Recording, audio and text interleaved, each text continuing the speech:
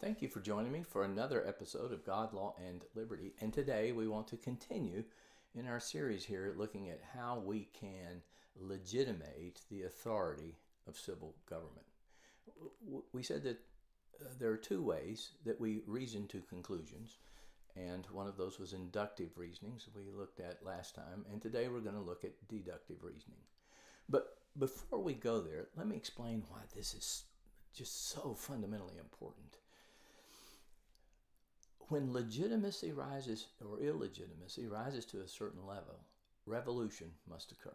The best way I can think of to think about it is think of government as akin to a rotten egg.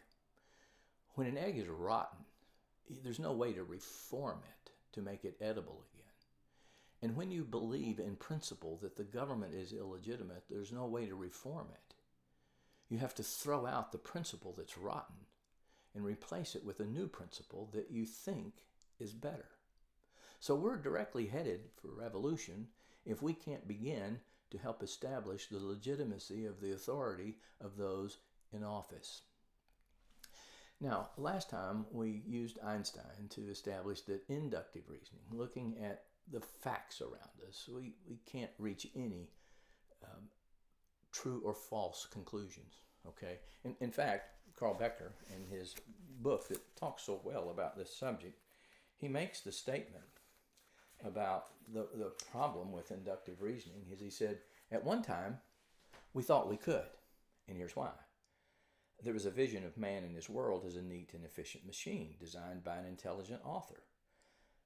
So if we knew that as a premise, we could look at the facts and reach conclusions. But he says, but the author of the universe gradually faded away, and professors of science ceased to speak with any assurance of the laws of nature. So if they can't even arrive by inductive reasoning to laws of nature, they're sure not going to arrive at the principle of God and God legitimating public authority. But what about deductive reasoning? Well, it suffers from a problem as well, one that I didn't appreciate. And the clue towards my failure to appreciate the problem is found in what we read the other day from C.S. Lewis, where he said, theology is practical, especially now. In the old days, when there was less education and discussion, perhaps it was possible to get on with a very few simple ideas about God. But it is not so now. In other words, I didn't appreciate the nature of the discussion that I was in.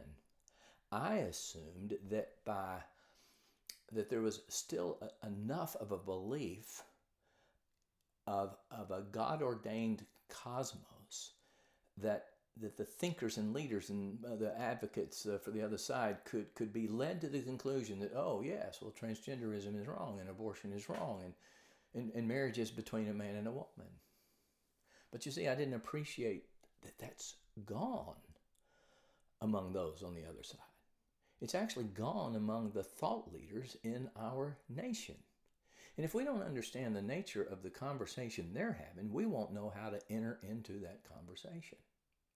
In fact, in the conversation that's taking place today, the existence of God, which would be our premise, our predicate for deductive thinking to lead to legitimacy, is actually just another of the facts that our world says you have to prove. And how do you prove an invisible God? You can't. So Becker makes a statement that I want to read to you that I think is really imperative we appreciate. Logics have a way of multiplying in response to the changes in point of view. In other words, if you have different worldviews, you'll have different premises. And those premises will lead to different arguments. And those arguments may be valid or invalid. We can't say that anybody's argument is true or false unless we know that the premises from which they're deducing their conclusion is true. And what do we do in a culture that says, well, prove to me that God exists, and then I'll think through your deductive logic by which I would say the government official has legitimate authority.